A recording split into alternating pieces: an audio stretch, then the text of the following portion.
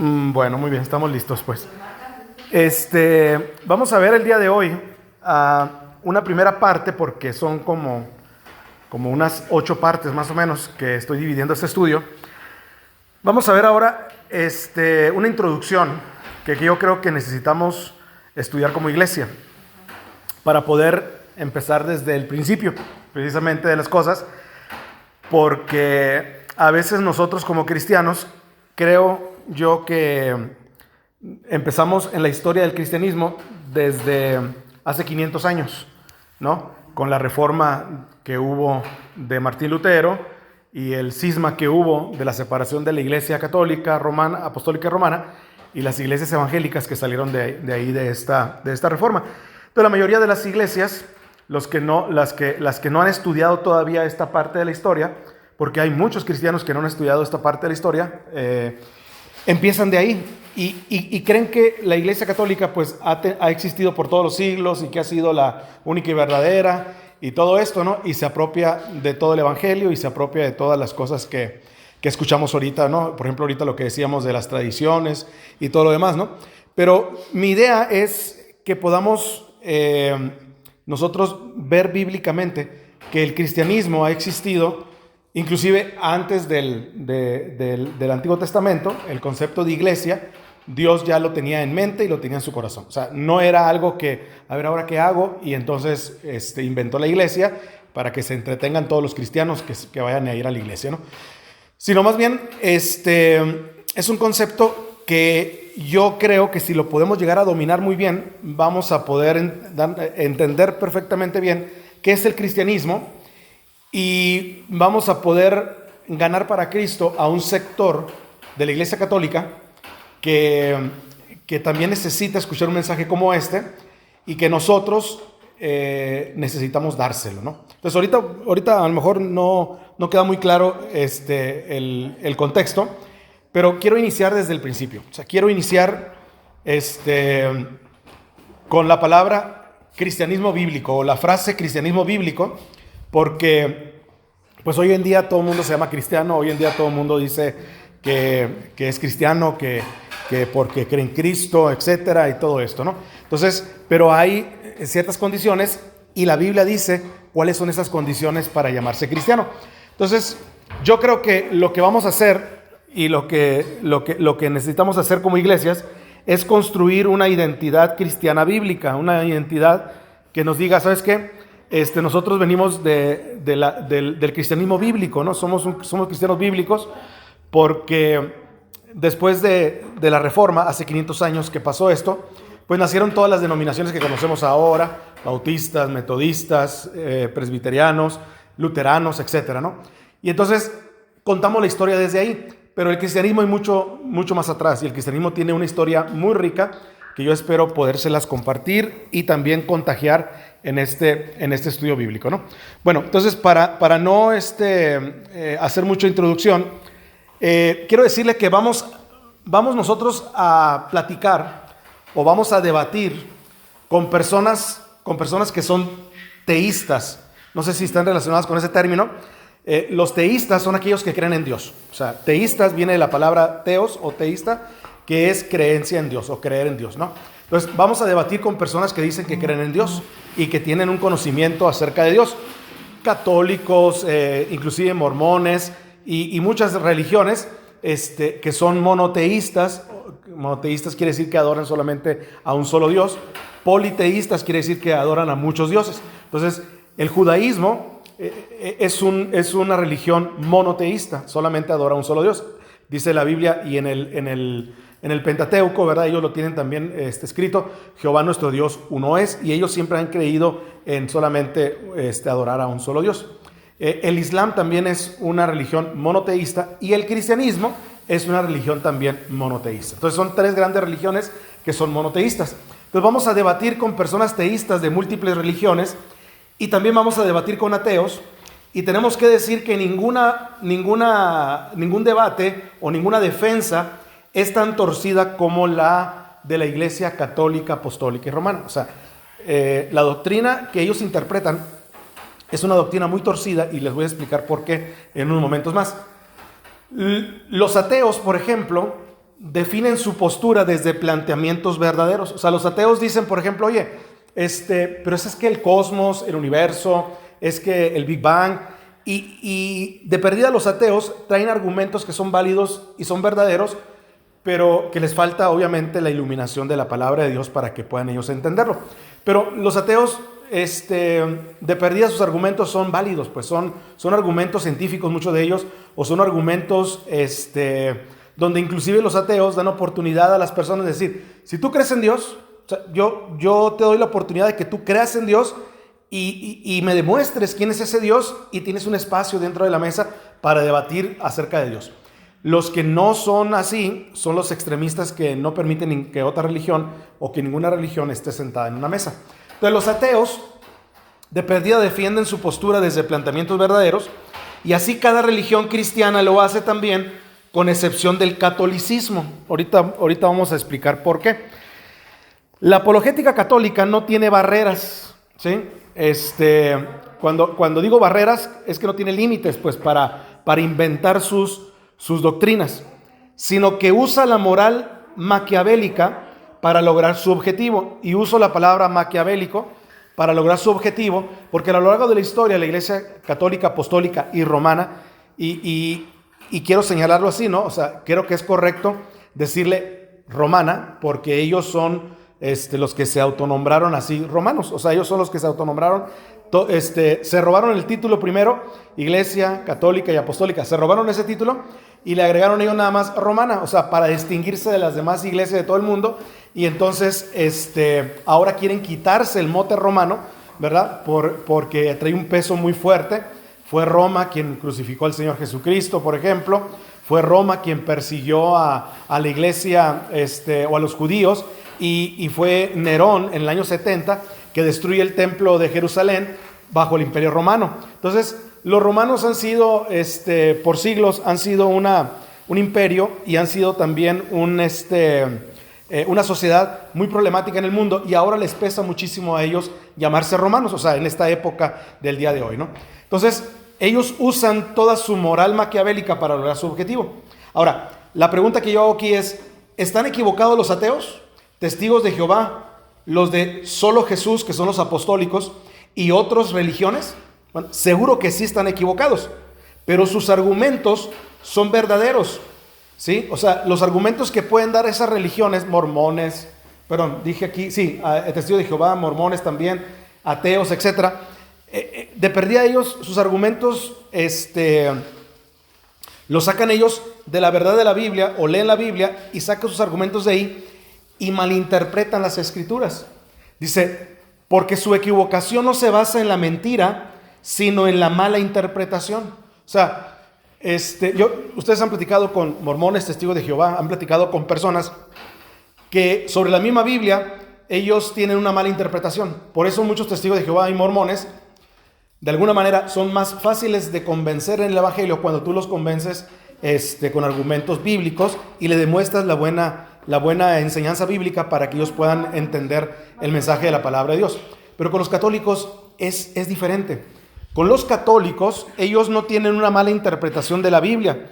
Los católicos, ellos tienen, déjenme regresar un poquito acá, ellos usan la mentira de la verdad, ¿sí? Y ahorita creo que más adelante voy a poner un ejemplo acerca de ello. La iglesia, déjeme aclararlo primero y luego antes de pasar a este tema. Déjeme, para no enredarnos completamente en lo que estoy diciendo. Dije aquí, ellos se basan, no basan sus argumentos en una mentira, sino en una mala interpretación. Le explicaba yo ayer, Jocelyn, que estamos platicando sobre este punto. ¿Cuál es la diferencia, hermanas, entre decir una mentira de la verdad y malinterpretar una verdad? ¿Cuál es una diferencia? ¿Cuál sería una diferencia? O sea, decir una mentira de la verdad está aquí, y yo digo una mentira de la verdad, y la verdad está aquí, y yo malinterpreto la verdad que está ahí. ¿Cuál sería una diferencia así muy, muy práctica? ¿Qué podría ser? Son dos cosas diferentes, ¿eh? Decir una mentira sobre la verdad y malinterpretar la verdad. Bueno, le ponía el ejemplo ayer, vamos a suponer que presenciemos un choque, ¿sí? Y resulta que el de adelante se frena y tiene la culpa y el de atrás le choca al de adelante, ¿no? Y por supuesto la ley dice que el de atrás paga. Y hay dos personas. Una mira y dice, yo lo que vi y mi interpretación de lo que yo vi, de la verdad, de lo que sucedió ahí, es que el de adelante se frenó y el de atrás le pegó y por eso lo están acusando. Entonces, yo interpreto que eso, bueno, esa es la verdad, ¿no? Pero dice, yo interpreto, dice, porque no vi muy bien, dice la persona, yo interpreto que a lo mejor el de atrás tuvo la culpa. O sea, está interpretando algo referente a una perspectiva, pero estaba equivocada. ¿Por qué está equivocada? Porque a lo mejor no vio bien, porque a lo mejor no llegó a tiempo, etc. Pero eso es muy diferente a decirle el conductor del carro de adelante, a decirle a la segunda persona, oye, te doy un dinero y te soborno para que tú, sabiendo la verdad, digas una mentira. Ah, ok, perfecto. Entonces la persona sabe la verdad y dice una mentira. Entonces la diferencia es esa. La diferencia es que la persona, sabiendo la verdad, dice una mentira sin ninguna barrera, como dice aquí el texto, y tampoco sin ninguna moral. O sea, la persona dice, sí, efectivamente, el de atrás le pegó, cuando el de adelante fue el que frenó. No, efectivamente, el de atrás frenó. Es más, el de atrás frenó porque venía con el celular en la mano. Y frenó también porque volteó hacia otro lado. Es más, y frenó porque pasó esto otro también. Entonces le agrega más mentiras todavía a la verdad. Y la otra persona solamente interpretó y dijo, a mí me parece que fue también el de atrás, pero no estoy seguro. Sin embargo, quisiera ver una cámara o quisiera ver otra interpretación o quisiera escuchar otra interpretación. Entonces esa es la diferencia con muchas religiones y los católicos. Los católicos de una verdad dicen mentiras. Entonces, y eso está terrible, porque ahorita lo vamos a desglosar un poquito más, ¿no? Entonces, seguimos adelante.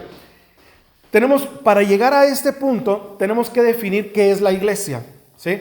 Para los cristianos evangélicos o para los cristianos bíblicos, tenemos un concepto de iglesia, y los católicos, apostólicos y romanos tienen otro concepto de iglesia, ¿sí? Yo le decía ayer a Jocelyn, por ejemplo, cuando un sacerdote dice la iglesia en la misa, cuando menciona la palabra iglesia, nosotros como cristianos evangélicos y bíblicos, ¿qué entendemos por iglesia? ¿Qué es la iglesia? ¿Qué entendemos? Las personas, muy bien. Bueno, ellos interpretan otra cosa que es la iglesia, ¿sí? La iglesia es un tema que tiene que dominar todo cristiano evangélico, porque por ignorancia los católicos creen que la iglesia es una institución. O sea, que la iglesia es una marca, una institución, un lugar físico, una jerarquía específica o una supuesta sucesión de Pedro. O sea, 4 cosas. Cuando ellos dicen la iglesia, ellos interpretan 4 cosas. Por ejemplo, ellos interpretan que es una institución. La iglesia católica, apostólica y romana, ella es la iglesia. Entonces, nosotros no decimos nunca la iglesia bautista es la iglesia. Nosotros no decimos nunca la iglesia metodista es la iglesia. De hecho, nosotros escribimos la palabra iglesia con I minúscula, pero ellos la usan con I mayúscula, por ejemplo, y ellos se enojan porque no le decimos la iglesia. No, o sea, yo trabajo mucho con otras religiones, y tanto los mormones como los católicos me debaten mucho en decir, oye, ¿por qué no me pusiste que somos la iglesia de Jesucristo de los santos de los últimos días? Entonces, en esa connotación ellos están diciendo, somos los verdaderos. La iglesia de Jesucristo, así le pusieron. Y luego la iglesia católica dice, es que nosotros somos la iglesia católica, apostólica y romana, y eso tiene mucho peso también. Entonces, ellos dicen, somos la marca, somos la institución. La iglesia es la marca.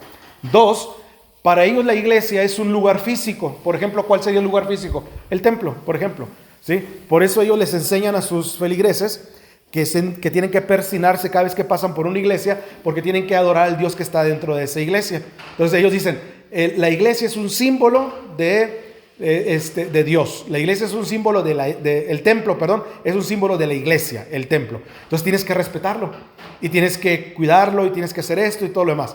Vamos a descubrir ahorita más adelante que los templos no eran opción en el cristianismo primitivo. O sea, los templos llegaron muchos siglos después. De hecho, años después, en el 3er siglo más o menos, llegaron los templos. Y hoy en día, pues es costumbre que todas las iglesias, inclusive las cristianas, tengamos un templo para ser iglesia. Pero ayer teníamos un fuerte debate, Jocelyn. No es que una iglesia, para llamarse iglesia, no necesita tener un templo. Y eso a veces a nosotros nos cuesta mucho trabajo en pensarlo, porque pudiera yo decir, a lo mejor Dios no nos va a permitir construir un templo a nosotros y siempre vamos a estar rentando o siempre nos vamos a juntar en una casa o lo que sea. Y eso a veces es un paradigma que no podemos soportar, porque nosotros iniciamos una iglesia, por ejemplo, en Hermosillo, y la gente nos decía, oye, ¿y cuándo vamos a tener una iglesia?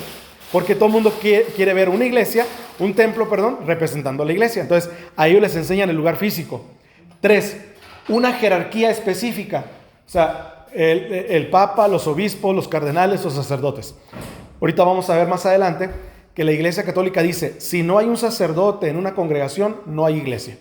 Oye, espérame tantito, ¿y nosotros qué somos entonces? O sea, la gente cree que ellos son la iglesia, pero no están ellos pensando que la iglesia cree eso en sus dogmas.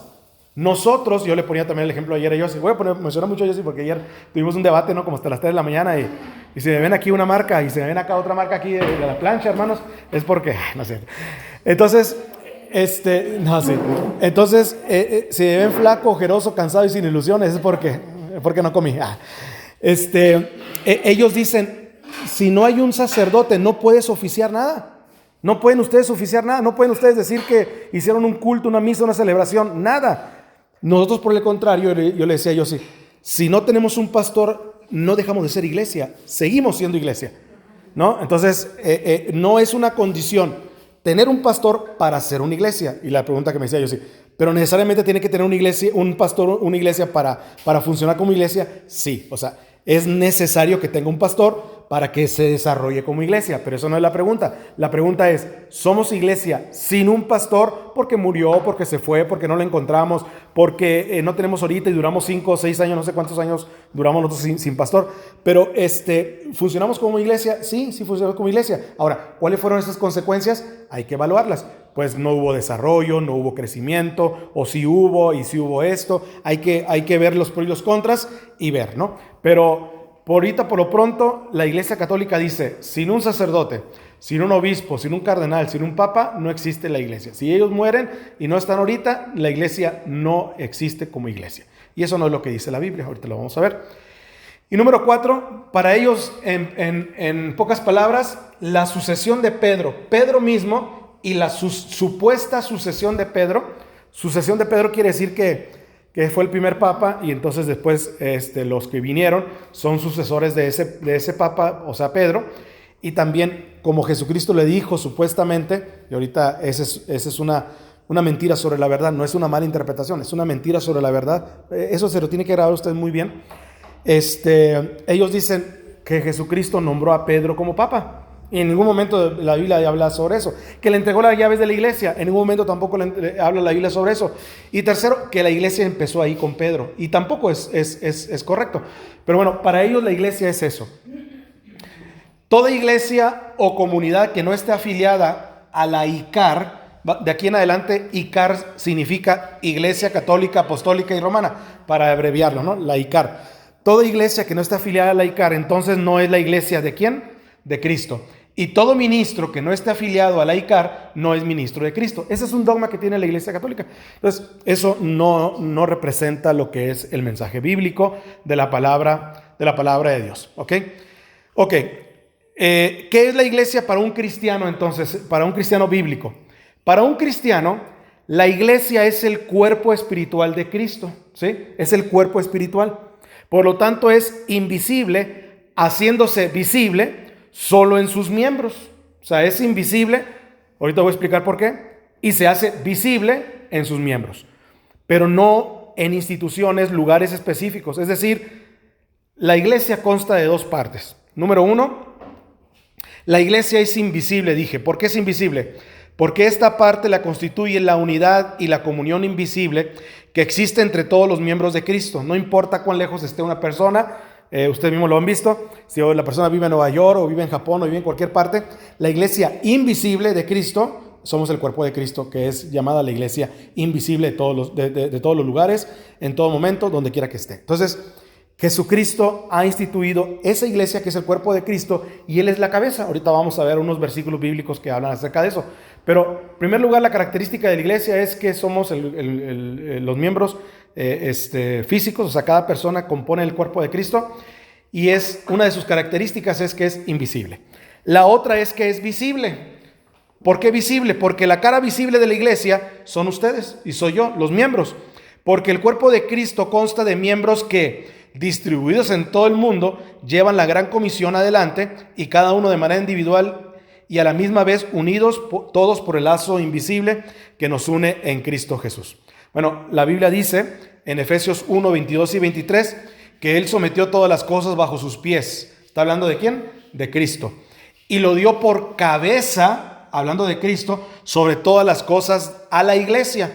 O sea, de quien está hablando aquí, que es Cristo, Él es cabeza de la iglesia, la cual es su cuerpo. La iglesia es su cuerpo, la plenitud de aquel que lo llena, que todo lo llena en todo. ¿Ok? Entonces ahí es un versículo de muchos que habla claramente de que Cristo es la cabeza, la iglesia es el cuerpo, y entonces así funciona.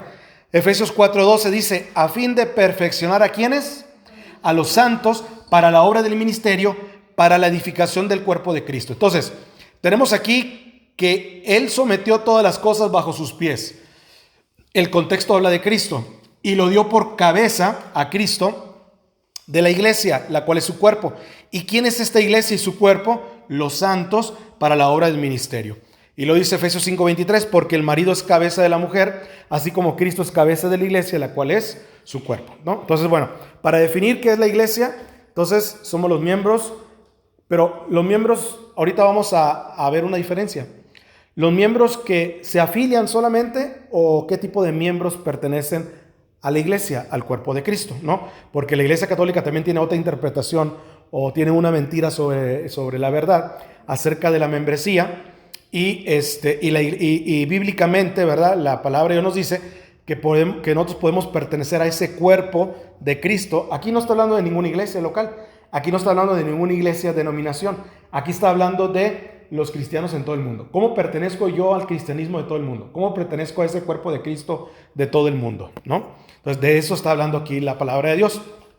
Bueno, luego dice más adelante, el mismo catecismo de la Iglesia Católica se contradice en sus enseñanzas, porque ustedes saben que tiene un catecismo la Iglesia Católica, Apostólica y Romana, o la ICAR, que es bueno que todos tengamos como un tipo catecismo. De hecho, las iglesias cristianas en aquel entonces, y desde hace mucho atrás también, era normal que tuvieran credos, era normal que tuvieran catecismos.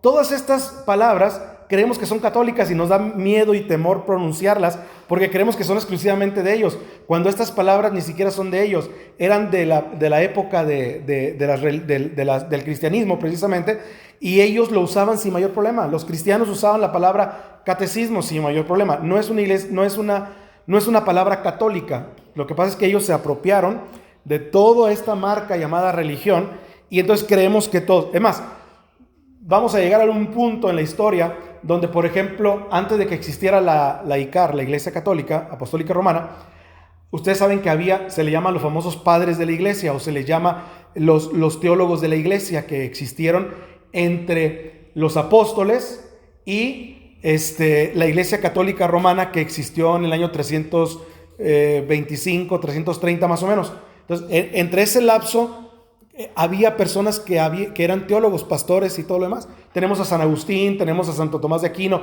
tenemos a todos ellos, pero ellos, como eran teólogos, la Iglesia Católica dijo, lo hago santo para ¿cómo se llama? Para agenciármelo yo. O sea, lo hago santo para apropiármelo. O sea, realmente ellos no eran católicos romanos, y ahorita lo vamos a descubrir. Realmente Agustín no era católico romano, realmente Tomás de Aquino no era católico romano, Ignacio de Antioquía no era católico romano, o sea, que le debían pleitesía al Vaticano, como lo conocemos el día de hoy.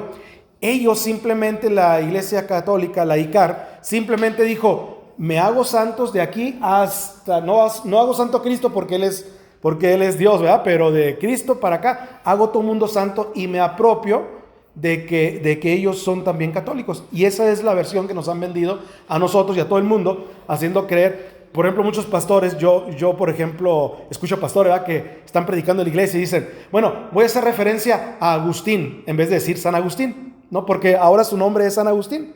Y no hay ningún problema en decir eso. O voy a citar a Tomás de Aquino, ¿no? Entonces, porque no quieren mezclar eso que supuestamente es católico, pero nadie dijo que esos títulos eran católicos, sino que ellos se apropiaron para sí mismos. Ellos tienen un catecismo donde dice, en su catecismo, que prueba de que la iglesia no es una institución o un lugar. O sea, su propio catecismo lo enseña, pero no lo difunden como eso porque se les cae el teatro.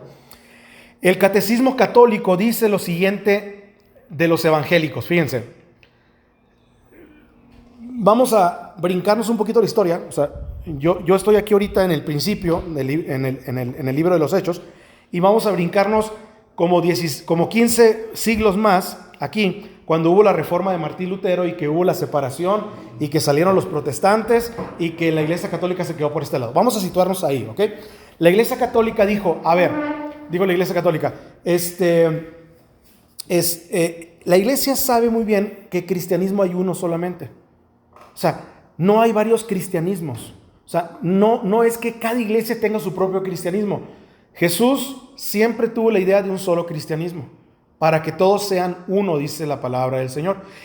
Y en el principio, no crean ustedes que el principio, cuando les dije acá que estábamos hablando del libro de los Hechos, no crean ustedes que ya había denominaciones como las conocemos el día de hoy nosotros.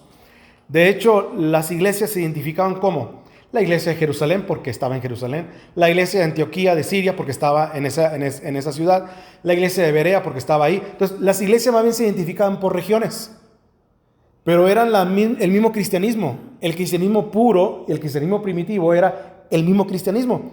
El de Roma también. Si ustedes leen la Biblia y han seguido mis devocionales del libro de los Hechos, se debieron haber encontrado ya, no, todavía no se van a encontrar, se van a encontrar ahora, por ejemplo, con un hombre llamado Bernabé. No, era el otro. ¿Cómo te dije que era el de ayer? No era Bernabé, era el centurión romano. Era se me fue el nombre. ¿Quién? Se me fue el nombre del centurión romano. Dice la Biblia que él estaba, dice la Biblia que él era romano. Y él estaba, dice la Biblia que él era temeroso de Dios y piadoso. Y él estaba orando a Dios. Y fíjense, pasó algo muy, muy, muy interesante, ¿no? Si quieres, búscalo ahí en la Biblia. Pasó algo muy interesante. Dice la Biblia que Dios escuchó su oración, ¿sí? Dios escuchó la oración de este hombre. Y nosotros hemos sabido que Dios no escucha las oraciones de la gente que no es cristiana, de la gente que no recibe a Cristo en su corazón. Porque la Biblia dice en Isaías que cuando multipliquen la oración yo no voy a escuchar. O sea, los rezos no lo va a escuchar Dios. Entonces solamente escucha las oraciones de sus hijos. Pero con este hombre Dios hizo una excepción Cornelio, ya me acordé, se llama Cornelio. Dios hizo una excepción muy grande con Cornelio. Cornelio era un centurión romano. ¿Qué significa centurión? Era una persona que estaba a cargo de 100 soldados. Entonces él era romano, fíjense lo que les voy a decir. Y a pesar de ser romano, él era temeroso de Dios. Dios escucha su oración, se le aparece un ángel y le dice: Cornelio, manda a llamar a Pedro, que está aquí en unas ciudades más adelante, y tráelo, porque él trae el evangelio para que tú escuches la palabra de Dios, porque Dios ha escuchado tu oración, y trae a tu familia para que todo el mundo escuche también el evangelio de la palabra de Dios. Y más a rato les voy a contar la historia, o voy a terminar la historia, pero la historia termina en que Pedro viene y predica a Cornelio, y él junta a todos los de su casa y vecinos. La historia de Cornelio dice que ellos se van a Roma, y adivinen qué se llevan para allá. Pues el evangelio. Y allá nace la iglesia de Roma. O sea, nace de esa manera natural. La gente que venía de paso por Jerusalén escuchaba el evangelio de la palabra de Dios, y si era de África, o si eran de Siria, o si eran de Egipto, o si eran de cualquier otra parte del mundo, porque dice el libro de los Hechos que de todo el mundo venían, de todas las naciones venían a Jerusalén a adorar a Dios. De todas las naciones dice que venían. Entonces, cuando escuchaban el mensaje de la palabra de Dios, iban y se llevaban la palabra y el evangelio, y ellos el eunuco etíope, la Biblia dice que él era etíope, y él, cuando recibe a Cristo en su corazón, se lleva el mensaje hacia Etiopía, y él es uno de los primeros que lleva ese mensaje para allá. Entonces, así se formaron las iglesias. El cristianismo puro así se formó. Entonces, cuando la iglesia se dividió, la iglesia católica, sabiendo que hay un cristianismo nada más, dijo: ¿qué vamos a hacer con los que nazcan en esas iglesias protestantes?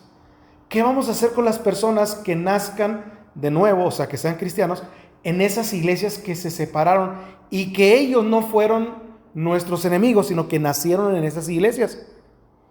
¿Qué es lo que sabemos nosotros acerca de esto? Que nos llaman hermanos separados. Esa es la historia que sabemos nosotros. Hermanos separados, herejes y todo lo demás, ¿no? Pero la Iglesia Católica en realidad en sus catecismos no dice eso. Y le voy a decir qué es lo que dice la Iglesia. La Iglesia dice, en el Catecismo 8:18 dice: los que nacen hoy en las comunidades surgidas de tales rupturas, o sea, se rompió la Iglesia y los cristianos se fueron para acá, para este lado, los luteranos y todos los cristianos de aquella época se fueron por allá y hubo una ruptura. Los que nacen surgidos de tales rupturas y son instruidos en la fe de Cristo, fíjense lo que dice la Iglesia Católica, en la fe de Cristo, o pueden ser acusados del pecado de la separación, o sea, pueden ser acusados, pero la Iglesia Católica los abraza con respeto y amor fraternos. Ahora, ustedes van a decir, hasta ahí qué padre, qué buena onda ellos, pero fíjense hasta dónde llega su dogma. Dice: justificados por la fe en el bautismo, se han incorporado a Cristo, por tanto, con todo derecho se honran con el nombre ¿de qué? De cristianos, y son reconocidos con razón por los hijos de la Iglesia Católica como hermanos en el Señor. Entonces, eso no lo dicen los católicos allá afuera popularmente. Ustedes ¿se acuerdan la guerra que hubo hace como en los 90 más o menos? En este hogar somos católicos y ponían una calcomanía. Y los protestantes, ¿qué hicieron? También lo mismo. En este hogar somos protestantes. Y tú ibas por toda la calle y católicos por acá, protestantes por allá. De hecho estoy seguro que se acuerdan de qué color eran las calcomanías. La calcomanía color amarilla, ¿de quién era? De los católicos. Y la calcomanía color azul era de los protestantes. Entonces, así era. O sea, tú ibas a una casa y veías inmediatamente arriba: en este hogar somos católicos y no aceptamos propaganda protestante. Porque la guerra se hizo y nos fue muy mal en esa guerra, que gracias a Dios, yo espero, pero no se les olvidó a los católicos que andan ahorita ahí en las procesiones y todos ellos, no se les olvidó a ellos esa guerra. Entonces, esa doctrina ellos la tienen acá de una manera distinta. La Iglesia Católica en sus adentros sabe que hay solamente un cristianismo y que los que se separaron de la Iglesia Romana no se separaron de Cristo, se separaron de la Iglesia Romana, nada más que ellos fingen demencia en decir ellos se separaron y son hermanos separados. Pues sí, somos hermanos separados de la Iglesia Romana, pero no de la Iglesia de Cristo. Y ahorita voy a explicar por qué hubo esas separaciones. Lo que yo quiero que ustedes vean es que en realidad la Iglesia Católica no cree eso que popularmente afuera se dice de los hermanos separados y estamos separados de Cristo y todo lo demás. Esto prueba que la ICAR considera que estamos dentro de Cristo, no de la Iglesia Católica Romana Apostólica, pero adentro de Cristo.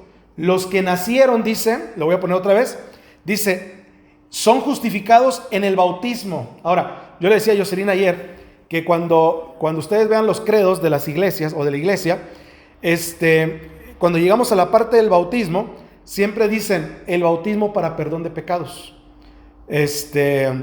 Y cómo en el Nuevo Testamento funcionaba el bautismo para perdón de pecados. Pues tan sencillo. La Biblia dice que las personas iban con Juan el Bautista y se presentaban ante él y se bautizaban por el perdón de los pecados. ¿Pero qué tienen que hacer antes de recibir el perdón de los pecados y bautizarse? Pues arrepentirse. Entonces, ese era común. El bautismo de infantes vino en una época diferente, distinta, y ahorita voy a explicar por qué. Pero cuando la iglesia dice son reconocidos y justificados en el bautismo, está hablando del bautismo cristiano, del bautismo bíblico, está hablando. Se han incorporado ¿a quién? A Cristo. Por tanto, con todo derecho se honran en el nombre de cristianos y son reconocidos con razón por los hijos de la Iglesia Católica. Y fíjense lo que les voy a decir una cosa. Aquí lo hicieron intencional. La Iglesia Católica. ¿Por qué no le pusieron apostólica y romana? Ahorita les voy a decir por qué. Ahorita me acuerdan de explicarles esto.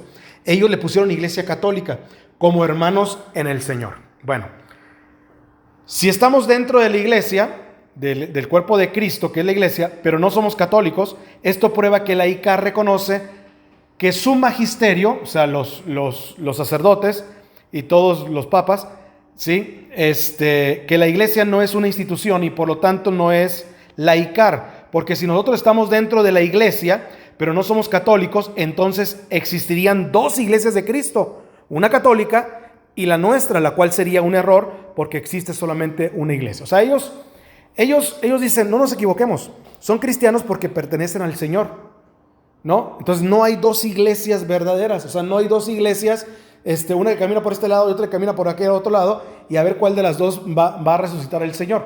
Hay una sola iglesia, eso no tenemos que olvidarlo nosotros en ningún momento.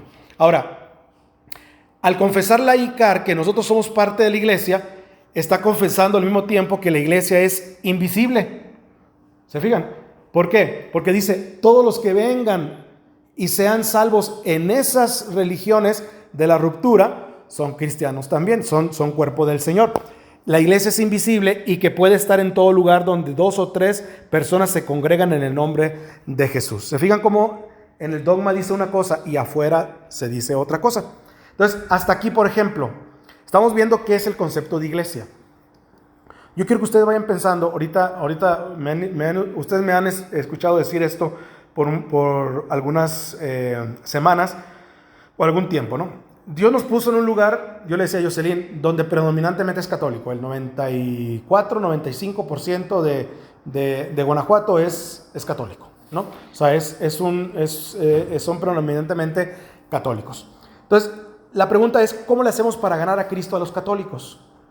Y yo he platicado no solamente con muchas personas, sino he platicado con los pastores, principalmente de aquí de San Miguel de Allende. ¿Cuál es el método, por así decirlo, una palabra, ¿no? No me confundan de que yo estoy como aquí como vendedor y que quiero venderles un método, no. Sino, ¿cuál es la estrategia, la herramienta? Voy a usar la palabra herramienta. ¿Cuál es la herramienta para evangelizar a los católicos? Y todo el mundo, el común denominador de los pastores me dice, es muy difícil predicarle a un católico, ¿no? Ustedes lo ven y yo también lo veo. Predominantemente están en las fiestas tradicionales, en los locos y todo lo demás. Están hincados, van en las procesiones y todo eso, ¿no? Entonces, todo esto que estamos explicando aquí, necesitamos saber a quién se lo vamos a explicar de la Iglesia Católica. Porque este mensaje no es para todos los católicos. O sea, si ustedes se ponen a pensar en un católico que va a misa religiosamente, se hinca y todo lo demás, y ustedes empiezan a explicarle esto, la persona va a decir, no, a mí no me vengas a confundir. No, a mí no me vengas a decir mentiras. No, yo estoy completamente convencido de que la iglesia es la única y verdadera y santa y todo lo demás, y no lo vamos a convencer. Yo quiero que ustedes piensen que hay un sector de la iglesia, y fíjense bien lo que les voy a decir. Los cristianos evangélicos hemos utilizado una herramienta de evangelizar a los católicos que por muchos años nos ha funcionado, pero no ha dado muy buenos resultados. Hemos querido presentar el evangelio desde una manera equivocada. Bueno, no de una manera equivocada. Hemos presentado el evangelio en el momento menos indicado. Ustedes saben que hay un ABC de las cosas, ¿no? A, B, C, 1, 2, 3. Primero tengo que hacer esto, segundo esto, tercero esto. O sea, hay unos pasos para eso, ¿no? Si yo llego y le digo a un católico ahorita, que es lo que hemos hecho nosotros como cristianos, yo llego y le digo a un católico ahorita, es que tú los santos y tú la Virgen María y tú todo lo demás, y le digo todo letanía de lo que somos separados, pues va a decir, pues si están, por eso estamos separados. O sea, y no hay un puente que me pueda a mí sentarme con un católico a razonar estas cosas, para explicarle estas cosas y decirle que hay un solo cristianismo y que hubo alguien que realmente se separó, que ahorita vamos a ver quién fue el que se separó de ese verdadero cristianismo puro, y que necesita razonar su fe. Porque les voy a decir algo. El sábado pasado estaba yo dando clases y Jocelyn estaba aquí escuchando sobre el tema que estaba yo dando, que es precisamente parte de esto. Y yo estaba diciendo que ese método o esa estrategia no nos ha funcionado como evangélicos, el presentar el evangelio de esa manera, sino que nosotros llegamos a dar bibliazos a los católicos y ellos no nos aceptan absolutamente para nada. De hecho, los pastores me lo dicen, no, es que es muy difícil, un católico, etcétera, y todo lo demás. Uno de los pastores me dijo hace unos meses atrás, me dice, los días más terribles son el 3 de mayo, dice, cuando el día de la Santa Cruz, dice, y otras festividades, cuando gente que viene aquí, dice, todavía sucumba o es seducida por las fiestas tradicionales, y a mí se me diezma la iglesia, dice un 20% o un 30% de la iglesia, se me va a esas tradiciones, y hay gente que ya discipulamos, hay gente que ya bautizamos, es gente que ya viene a la iglesia, es gente que ya está en la congregación y consideramos cristianos, y aún así se me van. Ya tenemos identificados quiénes son, me dijo ese pastor. Entonces, ¿qué pasa con esos cristianos o qué pasa con esa gente, no? Entonces yo tengo la idea de decir, bueno, no somos nosotros los que tenemos que desengañar a esos católicos del error de la Iglesia Católica. No somos nosotros. O sea, yo he pensado que es Dios el que tiene que desengañarlos a ellos. Yo he escuchado mucha gente y a lo mejor no he puesto atención y ahora quiero poner atención y se los digo a ustedes para que pongamos atención. De gente que dice, no, es que, por ejemplo, así muy tranquilamente, dice, no, es que yo sé que con el sacerdote no me tengo que confesar porque él es un hombre igual que yo. Y como él es un hombre igual que yo, dice, pues ¿qué poder puede tener él de confesar y de perdonar pecados? No, yo me confieso directamente con Dios. Bueno, ese tipo de católicos, si en realidad piensa eso y cree eso, ya se rompió algo por dentro en su corazón con respecto a la Iglesia Católica. Y no fui yo el que se lo rompió. O sea, yo no tengo que venir a decirle, estás mal en confesarte con un hombre, con un sacerdote. Fue Dios el que lo hizo.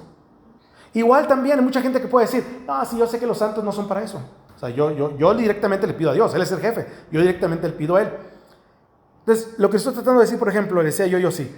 El perfil católico que estamos buscando ahorita, o que buscaríamos para decirle estas cosas que vamos a continuar todavía ahorita hablando, el perfil exacto y católico que deberíamos de buscar es alguien que por dentro en su corazón y en su mente ya se desligó de Roma, pero no sale de la Iglesia Católica porque toda la vida le dijeron que nosotros los cristianos somos ¿quiénes? Las sectas, los hermanos separados.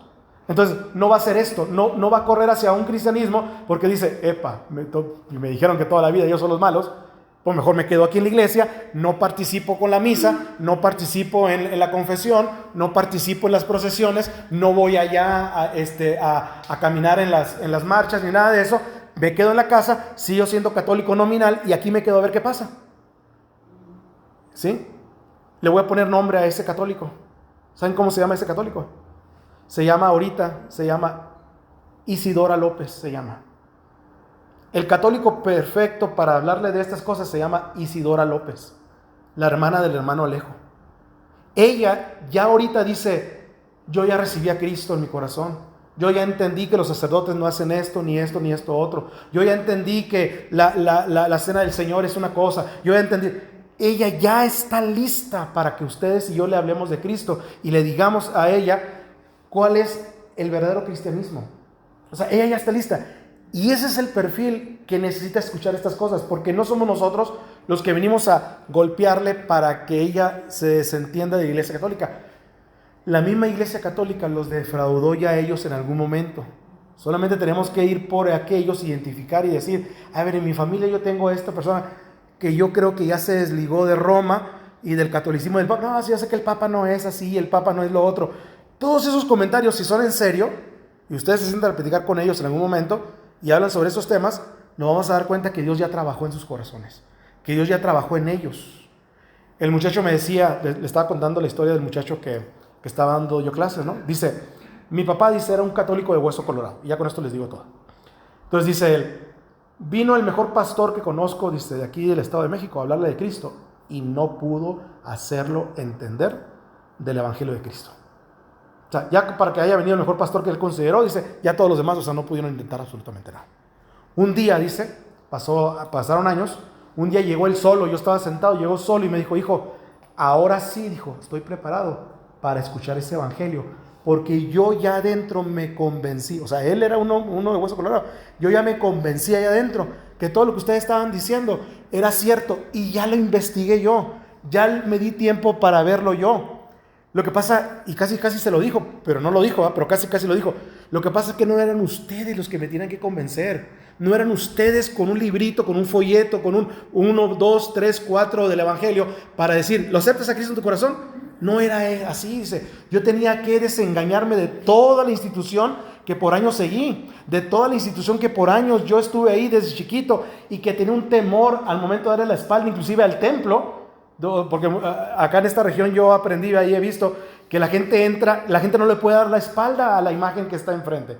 Salen del templo, salen hacia atrás, ¿sí? ¿Sí han visto eso? ¿Verdad? Salen hacia atrás. En Querétaro, cuando estábamos en el pueblito, no sé si Jocelyn le tocó, ahí me encantaba ir a una iglesia católica muy bonita que estaba ahí, y me encantaba sentarme y todo lo demás. Y yo una vez me senté y me hizo una señora, me dijo, voltéese. Le dije, ¿pero por qué? ¿No le puede dar la espalda al Santísimo? Está ahí el Santísimo, no le pone la espalda. Entonces yo me volteé así y dije, ¿a cuál Santísimo? Dije, no. Caray, dije, ¿cuál es Santísimo? No? El único santo que soy yo, dije, no. ¿Pero cuál Santísimo? Y entonces, pero me regañó la señora, me dijo, no le dé la espalda, dice, porque está el Santísimo aquí ahorita. Entonces, la gente está el santo para allá, ¿no? La gente tiene que salir de espalda, tiene que salir mirándolo al Santísimo hasta allá afuera, hasta el templo, y ya se puede ir para allá. ¿Perdón? Santísimo golpe que estaba dando. Entonces le digo, no, pues así para afuera. Le dije, no, pues no, como no tengo ojos, como dice el chavo, no tengo ojos atrás, ¿no? Entonces, ese tipo dice, yo me tuve que ver desengañado de todo eso, pero era yo solo y Dios. Y ahorita es cristiano, no sé si viva esta persona porque creo que habló en pasado de su papá, pero se convirtió a Cristo, fue un cristiano de esos férreos, ¿no? De esos férreos. Entonces, eso es lo que pretendo hacer con estos estudios bíblicos. No sé si hay alguna pregunta o comentario hasta acá de lo que estamos viendo. ¿No? ¿Perdón? Ok. Bueno, entonces, la Biblia dice, donde están 2 o 3 congregados en mi nombre, ¿qué dice? Ahí estoy yo en medio de ellos. Entonces la Biblia dice que la iglesia existe cuando están 2 o 3 congregados, ¿qué dice? En mi nombre. Dice Jesús, en mi nombre. No dice si hay un pastor, un sacerdote, si hay una iglesia, un edificio. Dice, con que estén congregados en mi nombre, ahí estoy yo en medio de ellos. Estas palabras evitan que la iglesia sea vista como una institución, porque la iglesia nace donde quiera que los fieles se congregan en el nombre de Jesús. ¿Ok? Bueno, así fue como la iglesia creció en la era apostólica. Así fue, en ese concepto. No crean ustedes que Pablo, Pedro y ¿cómo se llama? Bernabé y todos los apóstoles, cuando Pablo iba a los viajes misioneros, no crean ustedes que juntaba una cooperacha para que todos hicieran un templo y empezó a levantar templos. Pablo no hubiera, ni el primero hubiera construido Pablo. O sea, y el evangelio se hubiera estancado. O sea, no hubiera podido haber hecho eso Pablo. Y no era el propósito. Dice la Biblia que Pablo iba y las familias que habían contactado en Jerusalén, o él iba a las sinagogas y ahí escuchaba de gente que fue a escuchar el evangelio y se identificaban con Pablo, los llevaban a su casa y en su casa hacían las reuniones y ahí dejaban a un pastor, ahí dejaban a un líder y entonces ya se hacía la iglesia en ese momento. Así crecieron las iglesias. Aquella primera iglesia, ¿sí?, se multiplicaba sin esperar el permiso de los hombres. Dios levantaba nuevos ministros y nuevas obras en los más diversos lugares que nosotros ni siquiera nos podemos imaginar. Hay que comprender que no existían medios de comunicación, ni seminarios, ni nada de eso para poder evangelizar. Los nuevos ministros que constantemente eran llamados por Dios en todas las ciudades, llegaron hasta Asia, Europa y África. O sea, el evangelio se extendió por todo el mundo, dice la Biblia.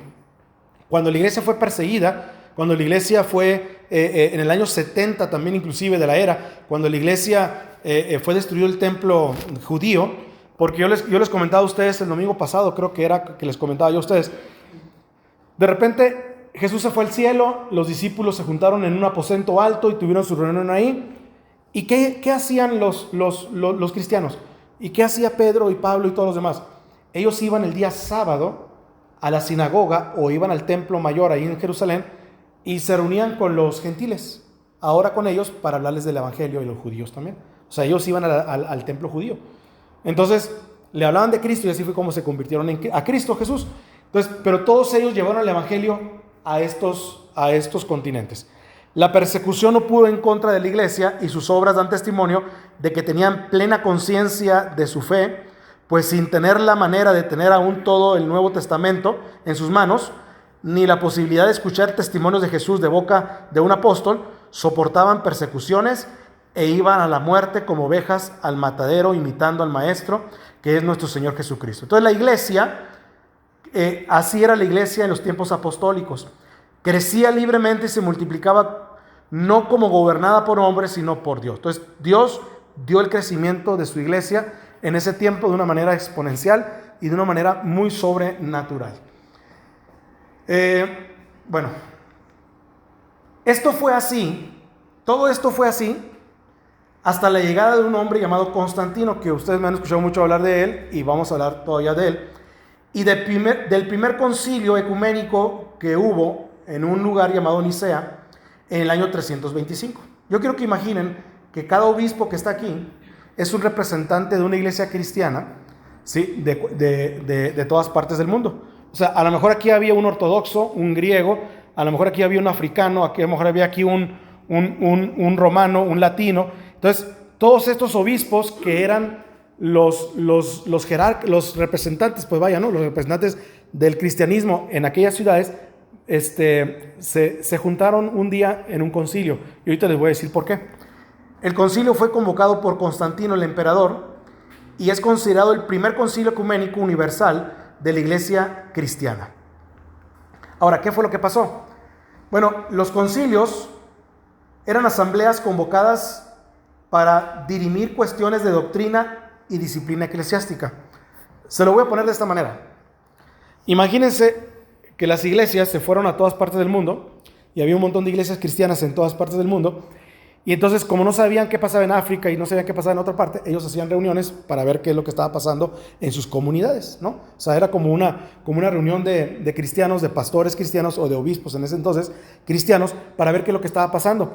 Y resulta que por allá el de África decía, ¿saben qué? Allá hay una ciudad por allá por África, que no viene para acá, dice, pero allá hay una ciudad por allá que se levantó un hereje y que dijo esto y esto otro. Se los digo a ustedes para que por si va a su país o si va a su región, ustedes sepan qué hacer.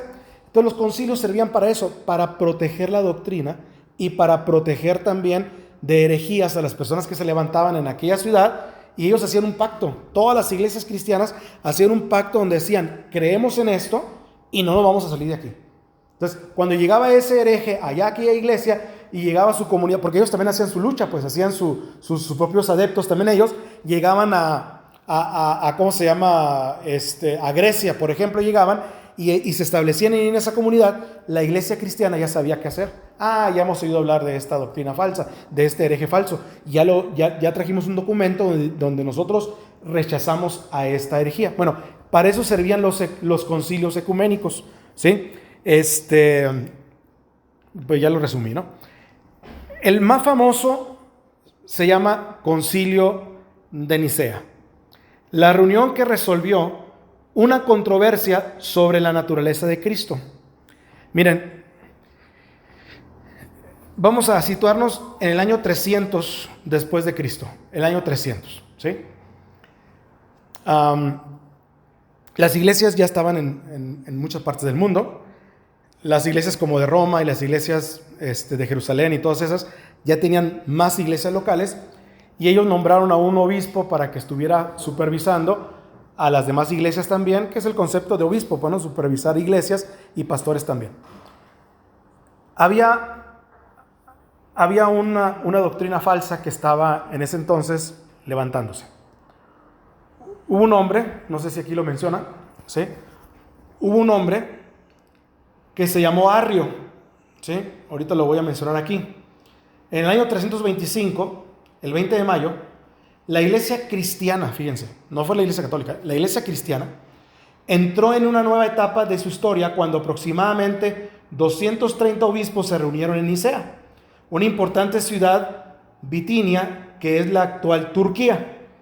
En esta reunión constituyó el primer concilio ecuménico, es decir, general o mundial, de la iglesia, la cual fue convocada por abordar una cuestión central de la teología cristiana, la divinidad de Cristo.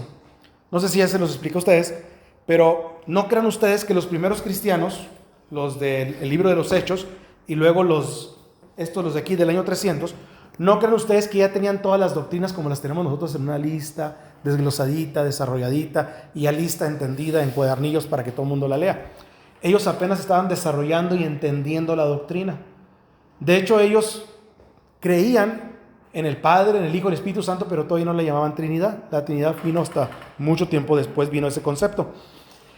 Pero hubo un hombre que se llamó Arrio y que dijo, ¿saben qué, señores? Dios solamente es uno, como dice el Antiguo Testamento. Dios solamente es uno.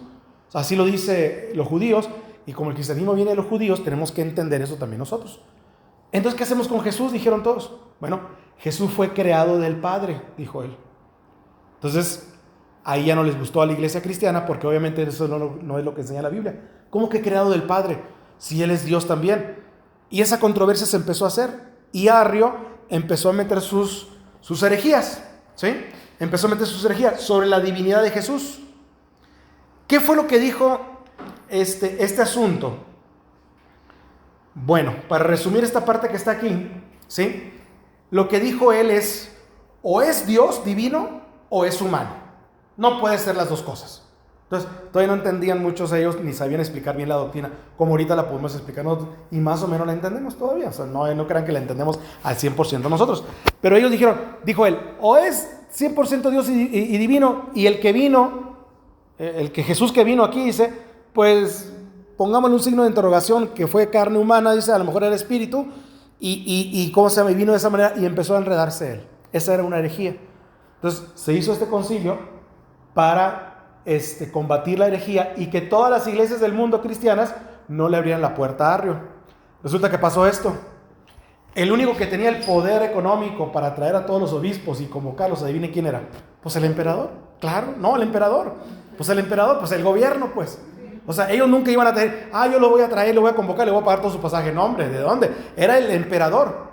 Y en ese entonces se cruzó en la línea Constantino, que quería ser emperador de todo el mundo.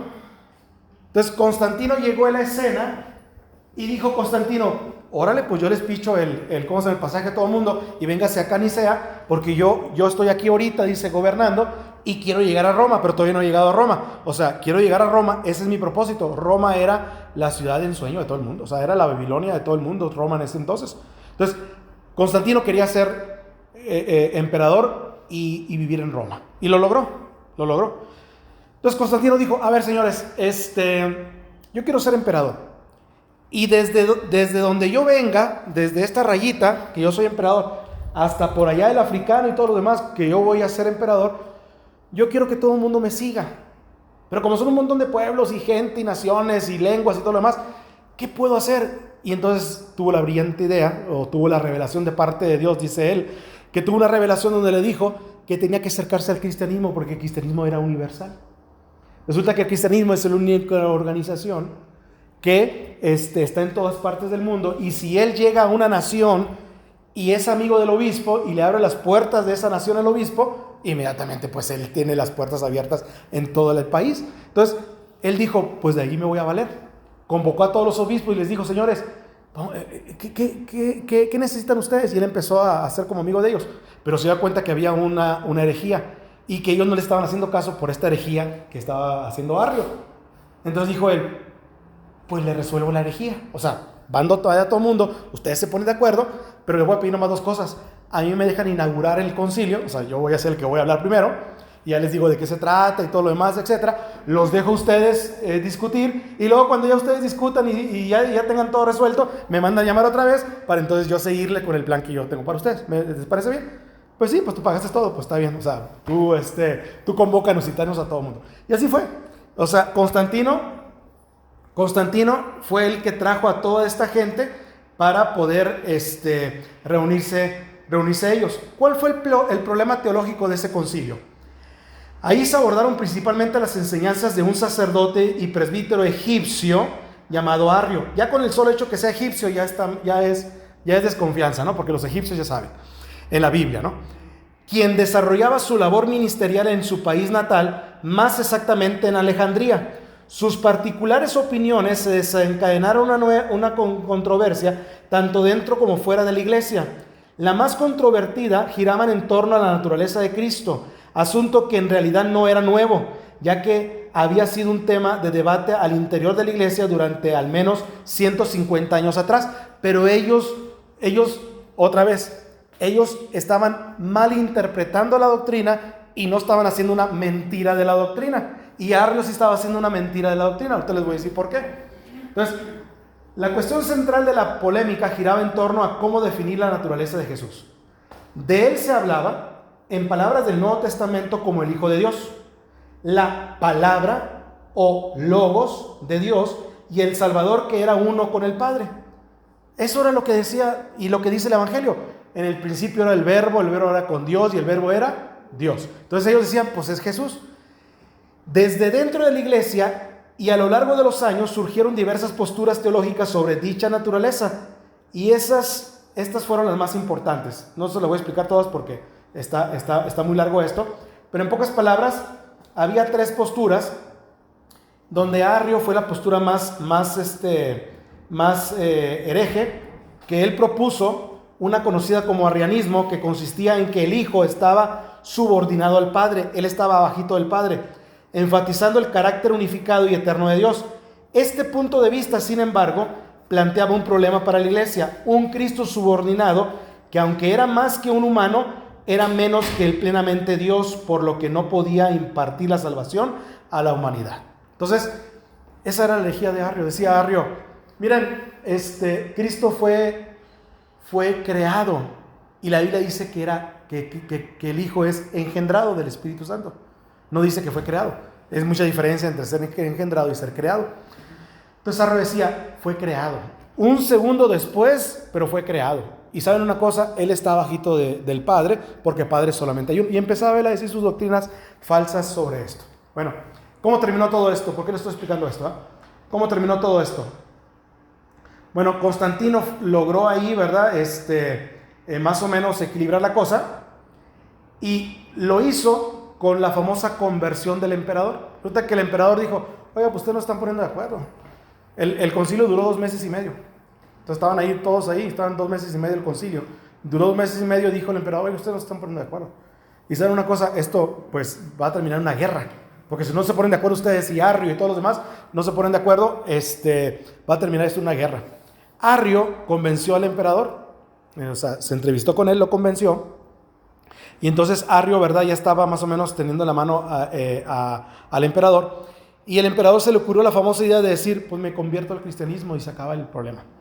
¿Sí? O sea, imagínense a un emperador, a un gobernante, a un rey convertido al cristianismo. Y eso elevó el cristianismo a la religión predominante en todo el mundo. O sea, donde quiera que él iba, él llevaba el cristianismo, y entonces todo el mundo era cristiano obligatoriamente, porque él era el emperador.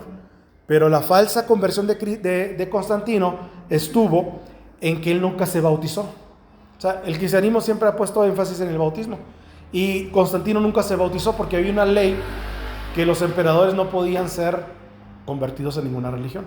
O sea, había una ley donde decía que el emperador, para eso les tengo que explicar un montón de cosas, pero en pocas palabras, el emperador se creía como Dios.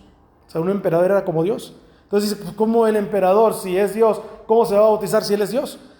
Y había una ley que decía que el emperador no podía ser de ninguna religión de esa manera. Entonces él dijo: como no me puedo bautizar, dijo, les voy a decir un secreto. Un día antes de morir, ustedes vienen y me bautizan, y así me voy al cielo. Y entonces era una falsa, pues, cristianismo, cuando él quería nada más tener el poder. Una vez que él firmó con la iglesia, y se lo voy a decir, que fue la iglesia romana la que le siguió el cuento a Constantino, él dijo: pues entonces ustedes son los buenos. Y qué bueno que fueron ustedes, porque yo quiero ir a vivir a Roma, porque ahí quiero yo establecer el imperio romano. Y lo logró. Constantino se acerca a los obispos romanos, y la iglesia católica, apostólica y romana nace de un acuerdo que tuvo con Constantino para poder promover el cristianismo supuestamente en todo el mundo. Entonces, de ahí nace todo esto. Pero los demás cristianos no se dejaron convencer ni por Constantino ni por Arrio, y ellos fueron completamente fueron ellos, ¿verdad?, fieles al mensaje de la palabra de Dios. Ya casi termino, bueno, Constantino vio una visión en el cielo donde decía que un ángel y varios ángeles estaban presenciando una pelea del imperio romano, y entonces por medio de unas cruces que estaban aquí y un cristianismo fue que hubo paz en Roma, y así pudo el emperador ser el emperador de Roma y establecer ahí su reino. O sea, supuestamente él tuvo una visión como esta, ¿no? Bueno, me voy un poquito más adelante para no cansarlas, y que podamos ir concluyendo con esta primera parte. De ahí nació un credo, que quiero que pongan especial atención a este credo. De ahí nació un credo. Los obispos dijeron: señores, vamos a rechazar a Arrio, y vamos a llamarlo hereje, y vamos a firmar un documento donde diga a todo el mundo que no le permita las puertas abiertas a Arrio, porque él trae herejías y no es cristiano. De hecho, lo vamos a expulsar como sacerdote, no sacerdote, como clérigo, lo vamos a suspender, y le vamos, ¿verdad?, a excomulgar de la iglesia. Y así lo hicieron. Y crearon un credo que ustedes lo han escuchado. Dice: creo en un solo Dios, Padre Todopoderoso. Eso lo hicieron los cristianos. No lo hizo la Iglesia Católica, Apostólica y Romana. Eso lo hicieron los cristianos en esa reunión de Nicea. Creador del cielo y de la tierra, y de todas las cosas visibles e invisibles. Y en un solo Señor Jesucristo. Primero se meten con Dios el Padre, luego se van con Jesucristo, Hijo unigénito de Dios, engendrado del Padre. Y aquí ya le pusieron la palabra engendrado, porque no tenían esa doctrina ellos. Anteriormente no la tenían y ahora la pusieron ahí. Engendrado del Padre, no creado. Dice, engendrado del Padre antes de todos los siglos. Dios de Dios, o sea, Cristo es Dios de Dios, luz de luz, verdadero Dios de Dios y verdadero. Engendrado, no hecho. ¿Se fijan cómo le pusieron aquí? Entonces, este es el credo original. Engendrado y no hecho. Eso para que Arrio y todos los demás se vayan ya por otra parte, porque no les vamos a permitir eso. Ahora fíjense lo que dice el credo. Dice, consustancial con el Padre. O sea, está el Padre, el Hijo y el Espíritu Santo, y los tres son coiguales, pues en pocas palabras, ¿no? Por el cual todas las cosas fueron hechas por Cristo, así dice la Biblia. El cual por amor a nosotros y por nuestra salud descendió del cielo, y tomando nuestra carne de la Virgen María, por el Espíritu Santo fue hecho hombre, y fue crucificado por nosotros bajo el poder de Poncio Pilatos. Padeció y fue sepultado, y al tercer día resucitó según las Escrituras. Subió a los cielos y está sentado a la diestra de Dios Padre. Jesucristo, está hablando de Jesucristo todavía. Y vendrá otra vez con gloria a juzgar a los vivos y a los muertos, y su reino no tendrá fin. O sea, ahorita sigue el credo, pero lo voy a dejar hasta aquí. ¿Por qué tuvieron que meter aquí a la Virgen María? ¿Por qué tuvieron que decir, tomando nuestra carne de la Virgen María? ¿Por qué tuvieron que ponerle esta parte aquí? Bueno, acuérdense que ellos todavía no eran católicos romanos, apostólicos. Eso vino después. O sea, no estamos hablando de que los católicos romanos impusieron ese credo. Tuvieron que haberlo hecho por una sencilla razón. Como Arrio decía que Cristo no tenía la doble divinidad de que era Dios y humano al mismo tiempo, tuvieron que acentuar aquí que Él tomó nuestra carne. Aquí ahora es humano. Aquí era divino, aquí es humano. ¿Nacido de quién? De una virgen llamada María. Porque la Biblia dice que nació de una virgen. La profecía bíblica dice, hallaréis a una virgen y ella es la que va a dar a luz al Hijo de Dios. Entonces, le pusieron aquí de nuestra carne, de la Virgen María, por el Espíritu Santo fue hecho hombre, y le pusieron la palabra hombre también. Entonces, estas palabras no son católicas, apostólicas y romanas, son de los cristianos del primer siglo, o sea, de los primeros cristianos que hubo para establecer un credo, para ponerse de acuerdo con estas doctrinas en contra de Arrio. Pero aquí está lo más interesante, y quiero que ustedes lo noten para terminar con esto. Dice, y creo en el Espíritu Santo, Señor y dador de vida. O sea, Señor, el Espíritu Santo también es Señor y dador de la vida. ¿Procedente de quién? Del Padre. ¿Y de quién más? Y del Hijo. O sea, es igual que el Padre y del Hijo. El cual con el Padre y el Hijo juntamente es adorado y glorificado. Que habló por los profetas. Y creo en una, ¿qué? Santa Iglesia Católica y Apostólica. Le va a llamar la atención esto que voy a decir. Confieso un bautismo para remisión de pecados y espero la resurrección de los muertos y la vida del siglo venidero. Amén. Entonces ellos redactaron ese documento. Ustedes me van a preguntar, ¿pero por qué dice eso? ¿Por qué dice creo en una santa iglesia católica y apostólica? ¿Se fijan que no le pusieron romana? Porque otra vez no existían las separaciones del cristianismo. No existía, yo me voy a separar, yo soy católico romana y a mí me van a respetar porque yo soy más que ustedes. ¿Por qué le pusieron católica? Bueno, ¿por qué católica? Bueno, la palabra católico, ¿qué significa? ¿Has escuchado qué significa la palabra católico? ¿Católica? ¿No? ¿Qué significa? Correcto. La palabra católico es un término secuestrado. Y les voy a decir por qué.